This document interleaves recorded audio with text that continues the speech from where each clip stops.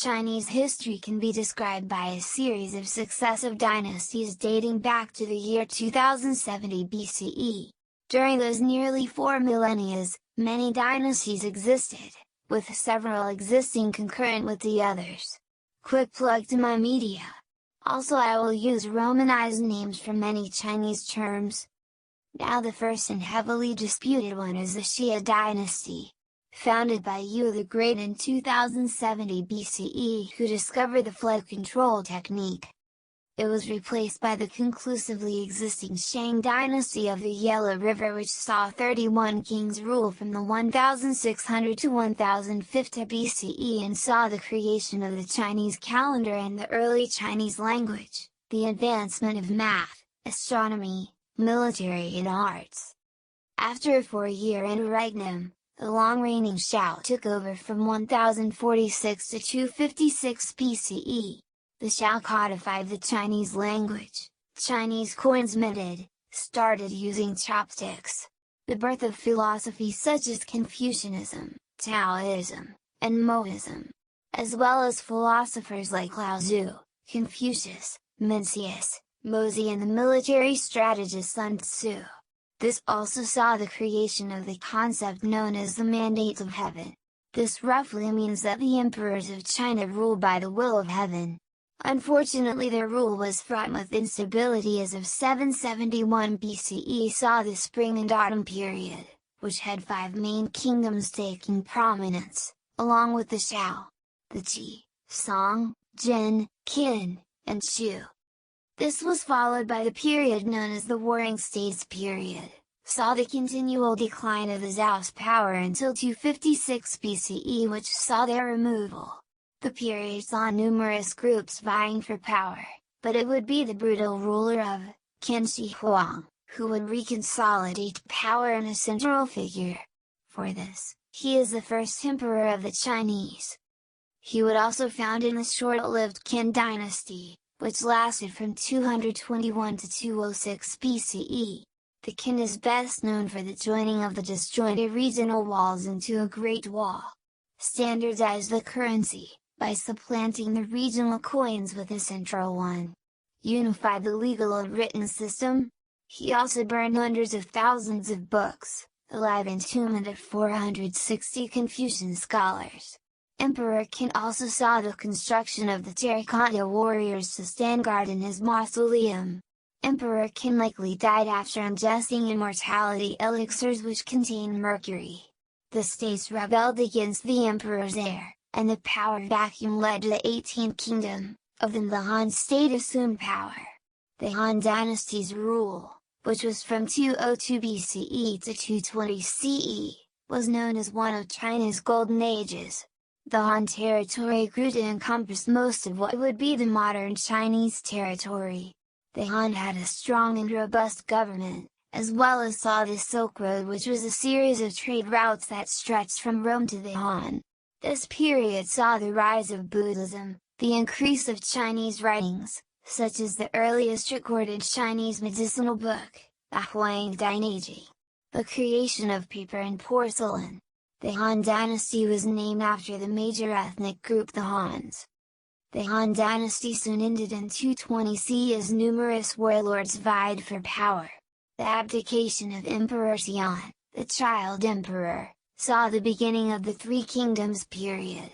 Namely the Northern Wei, the Western Han and the Eastern Wu named the major players, as many warlords existed and land changed between them. The Wei soon took over the Han in 263, and soon renamed themselves as the Jin dynasty. By 280, the Jin defeated the Wu, consolidating power in the Jin. This wouldn't last as dynastic struggles would weaken the empire. The period is divided between the Western Orzai Jin, from 266 to 316 CE, and the Eastern Ordong Jin from 317 to 420 CE. The Zai Jin saw the 16 kingdoms establish themselves in the north by the Wuhu, the 5 barbarians after the major groups, the Xiongnu, Jia, Xianbai, Guiying, and the Di.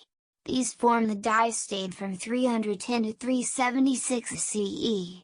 the former Liang from 320 to 376 CE, the Qing Han from 308 to 347 CE, the Han Shao from 304 to 319 before changing its name to the former Shao from 319 to 329 CE, the later Shao from 319 to 351 CE, the Ran Wei from 350 to 352 CE, the former Yan from 337 to 370 CE, the former Qin from 351 to 394. They're notable as they largely unified the north from 376 to 383 CE. This period is known as the Northern and Southern Dynasties, spanning from 386 to 589 CE. The later Liang from 389 to 403 CE. The Western Qin from 385 to 400 CE and again from 409 to 431 CE. The later Qin from 384 to 421 CE. The Western Yan from 384 to 394 CE. The Zhai Wei from 388 to 392 CE. The later Yan from 384 to 409 CE. The Northern Wei from 386 to 535 CE. The Western Liang from 400 to 421 CE. The Northern Liang from 397 to 439 CE. The Southern Liang from 397 to 414 CE. The Southern Yan from 398 to 410 CE. The Northern Yan from 409 to 436 CE. The Northern Xia from 407 to 431 CE. By 439, the Northern Wei unified the northern kingdoms and Lusong replaced the Jin, reducing the major Chinese dynasties down to two, the Northern Wei and Lusong dynasties.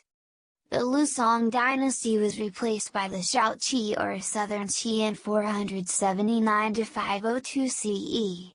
The Southern Qi would be replaced by the Southern Liang in 502 to 557 CE.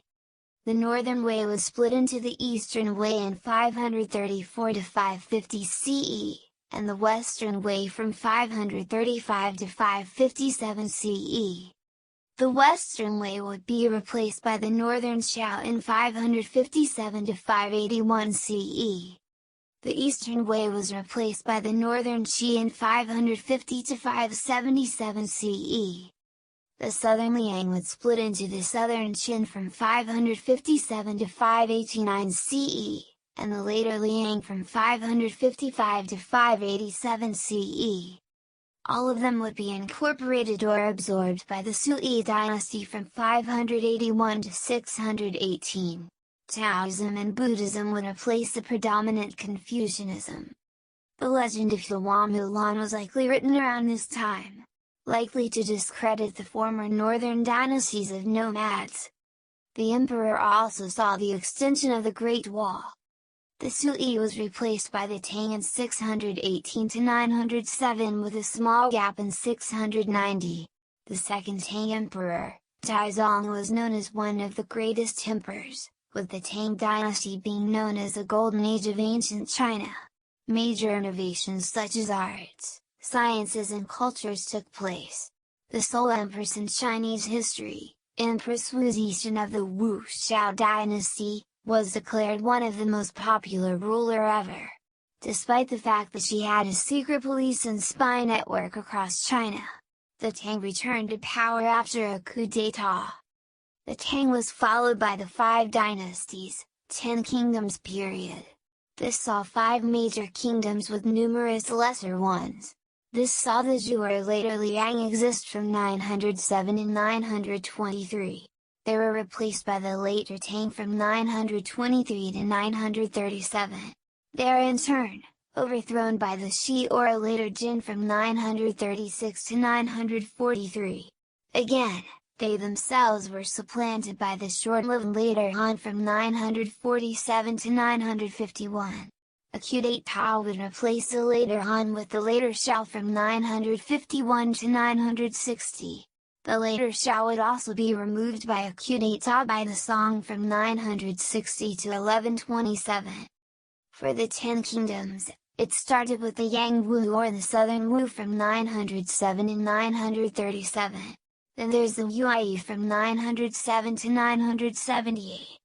The Min from 909 and 945. The Ma Chu or Southern Chu from 907 to 951. The Southern Han, previously the Yue from 917 to 918, existed from 917 to 971. The Great Shu / the former Shu / the Wang Shu / the Shu Han. Lots of names for a short-lived nation as the kingdom lasted from 907 and 925. Then there the Ming Shu or the later Shu, from 934 to 965. The Jingnan or Nanping, aka the Southern Ping or Northern Shu, existed from 924 to 963. The Southern Tang claimed to be a rump state of the Tang dynasty and existed from 937 to 976. Lastly is the Northern Han from 951 to 979. These kingdoms were eventually unified under the Song dynasty. The Song replaced the later Shao in 960. Their rule was divided into two halves, the Northern Song from 960 to 1127, and the Southern Song from 1127 to 1279 CE. The Jin or the Great Jin dynasty rebelled in 1115, meaning that about three major dynasties were in prominence during the 12th century. The Zhai Xia, or the Western Xia, the Jin, and the Northern Song, reorganized into the Southern Song in 1127 as the Jin had seized the northern lands. The Dali Kingdom, which bordered the Southern Song, with the Jin to the north and the Western Xia to the northwest. 1132 saw the Song build the first permanent Chinese navy. Of the several dynasties, none were prepared for the Mongolians. This group of scattered Mongolian nomads were united by a man named Temujin, better known for his title as the universal ruler Chinggis Khan, or as it is often anglicized as, Genghis Khan. Now it's no small claim that the Mongols controlled most of the known world. Stretching from the Sea of Japan to the Caspian Sea under the first Khagan, Chinggis Khagan, and expanding to the Black Sea, Persian Sea and the South China Sea under the fifth Khagan Kublai Khan. Of the captured lands, China was no exception. This saw the ethnic Mongolians establish the Great Yuan dynasty in 1271, under Sezong Khan, also known as Kublai Khan, the grandson of Temujin, by his son Louis. The Great Yuan dynasty would rename to the Northern Yuan in 1368 after the Han rebelled and declared the Great Ming dynasty. The Northern Yuan would eventually dissolve due to infighting, with much of the territory being incorporated into the Great Jin or its neighbors. The Ming were replaced by a peasant coup d'état in 1644 by the Great Shun dynasty, with the Ming becoming the later or Southern Ming in 1644. Likely one of the shortest dynasties, the Great Shun, was replaced by the Manchurian Qing dynasty in 1646. The Qing declared their dynasty in 1636 in the lands of Manchuria, before conquering the Great Shun in 1646. The Qing would conquer the later Ming by 1662, unifying China. The Qing would rule for 3 centuries, seeing a continual decline in power and prestige, owing to the century of humiliation and the unequal treaties. The Qing would be overthrown by the Shanghai Peasants' Revolution, seeing the formal end of the dynastic rule of China in 1912. This revolution would see regions Mongolia and Tibet immediately declaring independence, with many of the northern and western regions declaring their independence. China would dissolve into regionalism.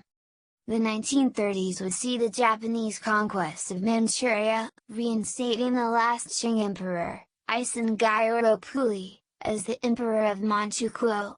The Democratic Republic of China and Communist People's Republic of China would fight in a civil war, put it on a pause to deal with the Japanese incursion of the Second World War, then resume. The Soviets would capture Manchuria before the end of the war and give control to a fellow communist state in China. They would also supply guns and equipment to the Communist Party of China. The Communist forces would drive the Republicans out of China, to Formosa, now known as Taiwan. The Communists would subjugate East Turkestan and Tibet, declaring themselves the People's Republic of China. The government in exile who fled to Taiwan, or the rebelling province of Chinese Taipei as the People's Republic of China calls it, the Taiwanese government would retain the title of the Republic of China. But that's all I can really say on the topic while getting it through censors. That means that if you go from the Xia dynasty to the Manchukuo dynasty, that means that China has had a ruling king or emperor, with interruptions, for 3,545 years. This is if you included the Xia, and the Manchukuo. Otherwise China has had a monarchy in some form for 2,962 years, making it the oldest monarchy, followed by the Persian monarchy, clocking in at 2,538 years, from the Achaemenid Empire to the imperial state of Iran. But those are the numerous dynasties of China. If you would like me to cover the dynasties of other nations like Japan, Spain, Eswatini, Tonga, or the Ottoman Empire, please let me know. Have a wonderful day.